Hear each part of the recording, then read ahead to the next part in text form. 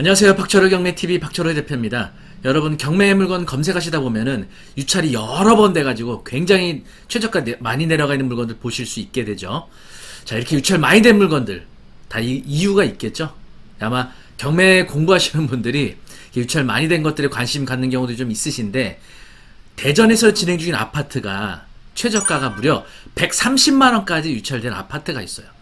130만원에 아파트 한 채를 산다. 물론 이 원룸 아파트입니다.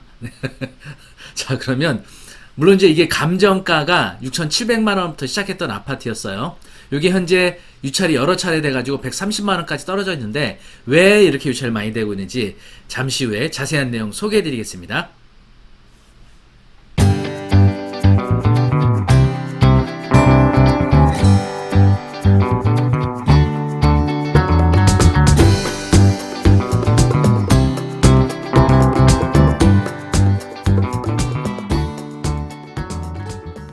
네, 물건 내역 보시면요. 대전 서구 갈마동에 있는 위너스빌 2라는 주상복합 아파트입니다. 현재 보시는 것처럼 감정 가격이 6,700만 원이고요. 현재 최저가가 132만 5천 원이에요. 야, 132만 5천 원이면 웬만한 전자제품 스마트폰 한 대 값으로 아파트를 살 수 있을 정도의 가격이 떨어져 있죠. 지금 건물 전용 면적은 28.54제곱미터 8.63평이고요. 입찰은 12월 20날 진행할 예정입니다. 자, 여기 쭉 내려서 여기 이제 그 매각 그 절차 내용들이 나오는데, 보시면은 6,700만 원에서 한 번 유찰되고, 두 번 유찰되고, 세 번 유찰되고, 네 번 유찰되고, 다섯 번 유찰돼서 1600, 네, 이렇게 떨어졌는데, 요걸 낙찰을 받았어요. 여기서 여섯 번째에서 1510만원에 단독으로 낙찰을 받았는데, 이분이 이제 잔금납부 미납합니다. 잔금납부 미납하게 되면 이제 입찰할 때 납부했던 입찰보증금을 이제 몰수당하게 되죠. 뭐, 사실 금액은 이제, 뭐, 부동산에서 이렇게 크다고 할 수는 없겠죠. 110만원 정도, 여기 10%니까. 110만원을 이제 날렸죠, 이분이. 뭐, 크게 데미지 입었다고 볼 수는 없을 정도겠죠. 그랬다가, 다시 또 이제 진행돼 유찰이 돼서, 요번에 이제, 네, 이렇게, 일곱 번째, 여기까지 780만원까지 떨어져요. 그러니까 또 낙찰받습니다. 560만원에. 네, 단독으로. 근데 이분도 잔금을 미납합니다. 두 번째예요, 벌써. 이분은 대신 입찰보증금이 최저가의 20%니까, 이분도 뭐 한, 110만원 정도 되는 거죠. 551만 8천원에 20%니까 110만원. 이렇게 미납을 했어요. 그랬다가, 이분이 이제 미납하고, 또 유찰. 그리고 요때 낙찰이 됩니다. 270만 4천원일 때, 301만원으로 응찰했다가 3명이나 응찰했어요. 이때 그랬다가 이 사람도 잔금을 미납합니다. 이때 역시 입찰보증금 270만원에 20%니까 뭐 얼마 안 되죠. 사실은 54만원 이렇게 이제 미납을 한 겁니다. 그리고 또 다시 진행을 했어요. 13차 했더니 요번에 또 302만원에 응찰 2명이 왔고, 이 사람도 이제 잔금 미납합니다. 그래서 현재 보시는 것처럼 16차까지 아파트 주거용 부동산이 이렇게 유찰되는 경우 잘 없었죠. 그래서 현재 최저가가 무려 135만 2,500만원까지 떨어져 있어요. 130만원. 네, 바로 이렇게 이제 진행이 됐는데, 당연히 이제 이런 물건도 이제 권리관계에서 이제 문제점이 있겠죠. 자, 물건명세서 한번 보시겠습니다. 물건명세서 보시면 지금 최선순위 설정, 이게 이제 말소 기준 등기 또는 말소 기준 권리라고 하죠. 2016년 10월 근저당 건이에요. 근데 여기 점유하고는 이모씨, 이분이 이제 임차인이겠죠. 자, 보증금이 5,200만원입니다. 전입신고 날짜가 2012년 3월 19일. 보시면 최선순위 근저당 설정보다 전입이 빠르죠. 바로 이런 임차인은 이제 대항력이 있다고 합니다. 대항력을 주장할 수가 있어요. 말소 기준 등기가 되는 근저당보다 전입이 빠르기 때문에. 그런데 보시면은 확정일자가 상당히 늦어요. 확정일자를 굉장히 늦게 받았어요. 이게 이제 가장 주된 원인이기도 합니다. 그런데 이분이 임차권 등기를 했어요. 등기부등본에다가 2018년도 1월 23일 날.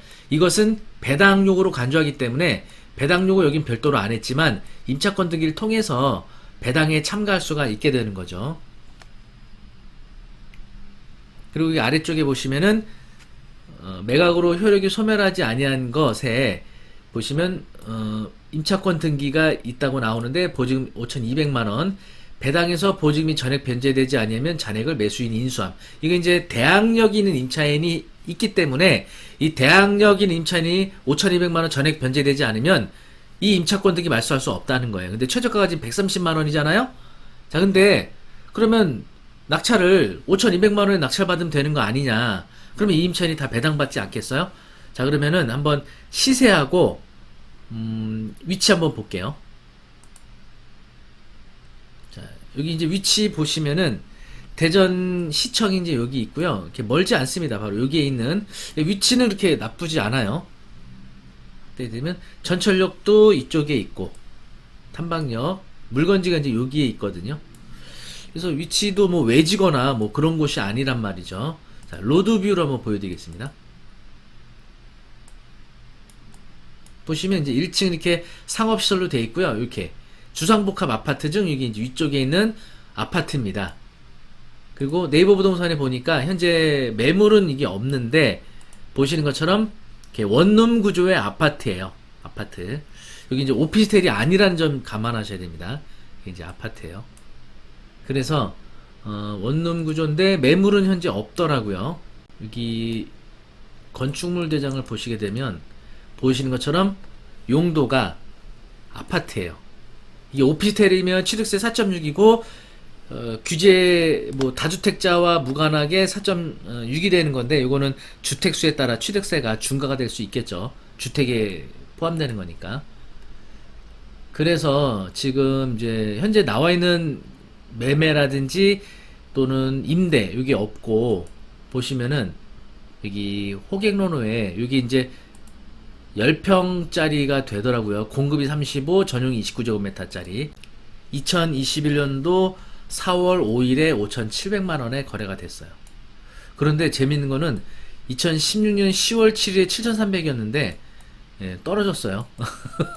참 특이합니다. 지금 2016년 17년부터 다들 가격이 오르는데 여기가 떨어졌다는 게 참 특이합니다. 네, 어쨌든 이렇게 이제 실거래가가 이 정도 되고 임대가 전월세 보시면은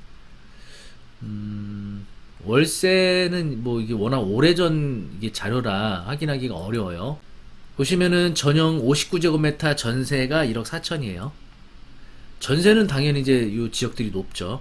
여기가 이제 28제곱미터니까 한 2배 정도 되는 게 1억 4천이니까 전세가. 그죠?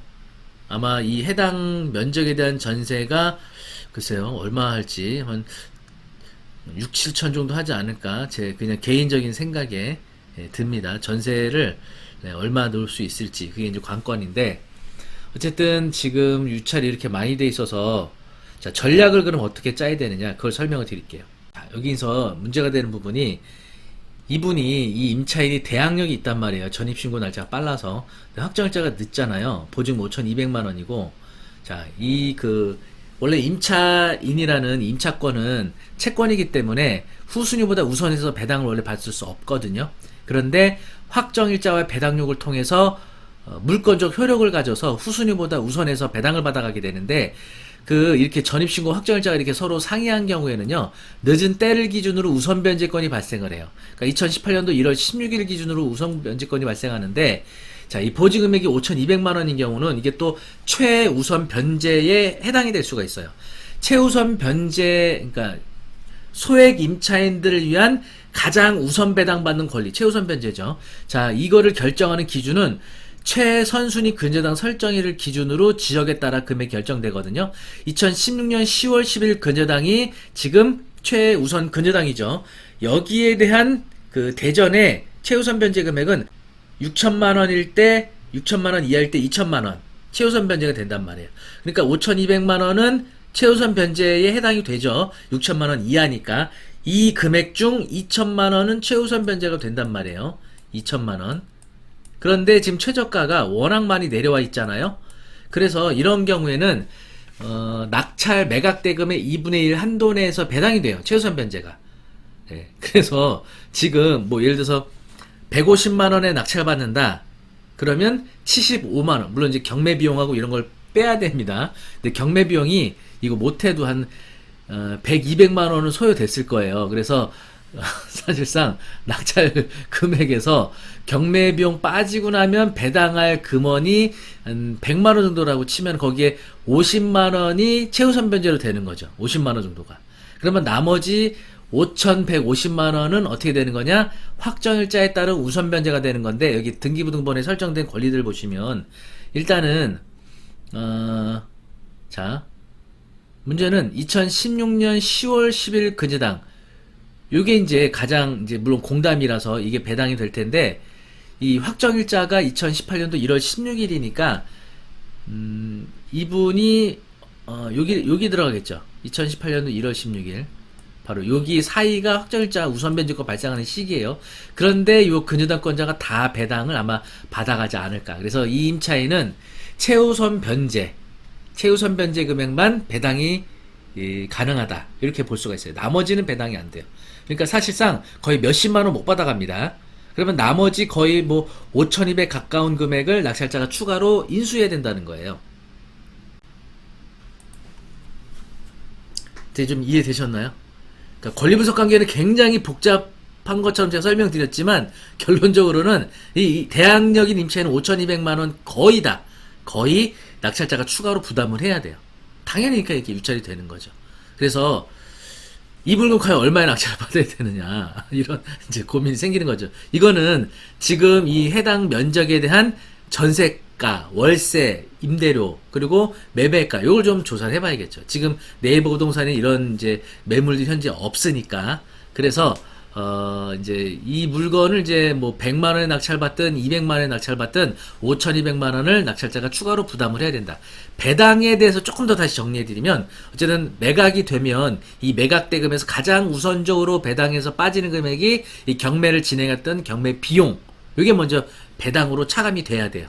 그리고 나머지 갖고 이제 정상적인 배당이 이루어지게 되는데 그 경매 비용이 이제 얼마가 될 거냐 이게 관건인데 이게 이제 전체 여러 건이 진행되는 거고 이건 아마 여러 건에 대해서 집행비용이 나갔기 때문에 집행비용이 아마 예를 들어서 10건이면은 100만 원이 들어갔으면 10만 원씩 차감이 되겠죠. 호실마다. 그럼 그 경매 집행비용에 대한 몇십만 원 빠지고 나서 나머지 갖고 배당이 이루어지는데 여기서는 가장 우선적으로 최우선 변제금이 먼저 배당이 된다는 얘기죠. 그리고 5,200만 원 중 최우선 변제에 해당하는 금액. 원래는 이 대전의 경우 최선순위 설정일인 2016년 10월 10일 기준한 최우선 변제금은 6천 이하일 때 2천만 원까지니까 이분이 5,200 중 2천만 원을 최우선 변제로 받아야 되는데 최우선 변제 배당은 매각 대금의 2분의 1 한도 내에서 배당이 돼야 돼요. 그러니까 낙찰이 200만 원이 된다. 그러면 경매 비용 빠진 나머지 비용에 대한 2분의 1. 사실상 얼마 안 되겠죠. 네. 이해되셨죠? 그래서 현재 감정가 6,700만 원짜리 대전에 있는 요 원룸형 아파트가 현재 유찰이 많이 돼서 130만 원까지. 그러면 뭔가 이게 뭐 괜찮은 점이 있나 싶으면은 사실 일단은 이게 대출 없이 현금 납부할 수 있다는 거. 이게 이제 부담이 안 가죠. 그래서 200만 원에 낙찰을 받는다. 그럼 200만 원 현금 넣으시는 거예요. 현금으로 넣으시는 거죠. 대출에 대한 부담이 없고 또 하나 이 임차인을 보증금을 언제 내주냐 이분이 나간다 그럴 때 아마 이분이 이 거주하는 임차인이 임차권 등기했다는 거는 아마 거주 안 하고 있을 수도 있어요. 이미 이사 나갔을 수도 있을 수도 있는 겁니다. 그래서 이분은 바로 보증금 반환을 요구할 거예요. 그래서 이분에게 물론 현금으로 이제 5,200만 원 이제 중 배당되지 않은 금액을 이제 부담을 해주는 건데 이분이 뭐 당장 보증금을 뭐 내가 현금으로 내주는 방법도 있지만 다른 임차인을 맞춰서 내주는 방법도 있잖아요. 그래서 지금 전세를 뭐 얼마 놓을 수 있을지 모르겠지만 지금 예를 들어서 한 6천에서 7천만 원 정도 전세를 놓을 수 있다 그러면 그 6천에서 7천만 원 전세 임차 보증을 받아서 이분에게 내주는 거죠. 그럼 오히려 무피 투자가 될 수도 있겠죠.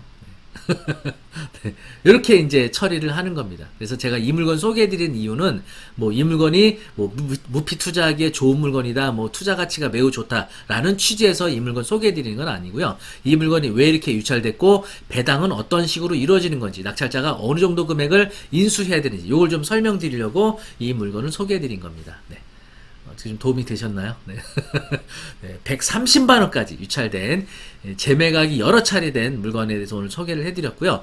이런 주거용 부동산이라든지 또 수익형 부동산에 대해서는 권리 분석이 매우 중요하죠. 그래서 이 권리 분석에 대해서 12월 8일 날 온라인으로 진행하는 부동산 온라인 라이브 수업에 대해서 좀 소개해드리겠습니다. 12월 8일 날 제가 온라인으로 이제 진행을 하게 되는데 저녁 7시부터 8시 30분까지 총 6회로 진행되는 수업이에요. 그래서 아주 초보적인 분들, 초보에 있는 분들 대상으로 진행하는 거니까 경매에 대해서 또 부동산에 대해서 전혀 모르시는 분들도 기본적인 권리 분석들을 해 나가실 수가 있습니다. 그래서 오늘 소개해드리면서 설명드렸던 뭐 대항력이라든지 우선 변제권이라든지 배당이라든지 이런 부분에 대해서 초보자분들도 아주 쉽게 배우실 수가 있겠습니다. 그래서 6회의 라이브 방식의 수업을 들으시는 거고요. 궁금한 사항을 라이브 수업 뭐 스마트폰이든 PC든 들으시다가 궁금한 사항 있으시면 채팅으로 질문 주시면 답변을 드리고 있고요.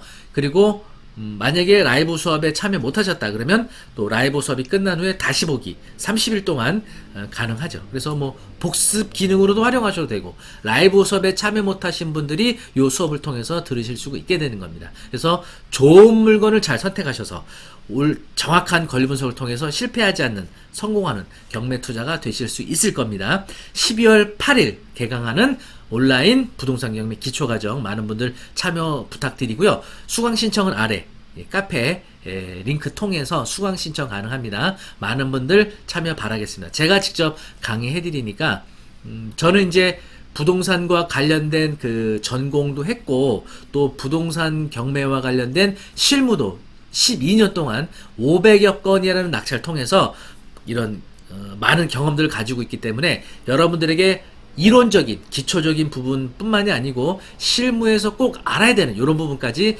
여러분들께 전달을 해드릴 수 있을 거라고 생각합니다. 여러분 많은 신청 바라겠습니다. 영상이 좋으셨다면 구독, 좋아요 부탁드리겠습니다. 감사합니다.